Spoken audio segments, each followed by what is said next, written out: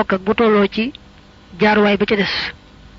ba keram muy taxawi nag ca àjjana mbaa safaan ba rek. boo xoolaatee ci Busral Kayib wax na fa ne ibnu abi dunya daa jële ci mursal mu jële ci xaamir ñu ne wax ji ab hadis la bu yonante bi wax ne ku gëm yàlla dëgg dëgg day bu dee génn ci àdduna xëy na mu amu tiis ak lu ko jaaxal ni nga xam ne rek doom bu nekkee ci biir bi yaay ja ba toll ci juddu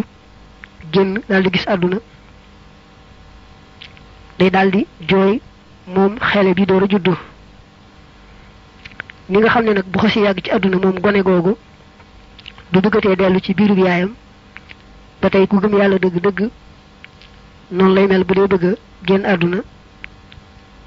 day amu tiis am lu ko jaaxal waaye bu xasee dellu ca boroomam ba gis la ko boroomam waajalal foofee rek du bëgg ñëwaat mukk àdduna. lii itam boo dee xool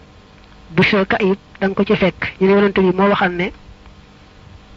ñu ne yonante bi daa aman kenn ku faatu mu daldi ne kooku day bàyyi ko woon àdduna jëm àllaaxira su fekkee farlu woon na ba yàlla gërëm ko day bu demee àllaaxiraam dana neex ci moom lool ba du bëgg a delseeti àdduna. mel ne kenn ku ne ci yéen rekk ba mu juddoo ba miin àdduna bëggatuta dellu ca biirum ndeyam ba mu nekkoon ba tey ku gëm yàlla kii day faatu su fekkee yàlla gërëm na ko laata mu ko fiy jële bu demee rekk dana gis ci mbégteeg bànneex loo xam ne du bëgg a delseeti fii ci àdduna.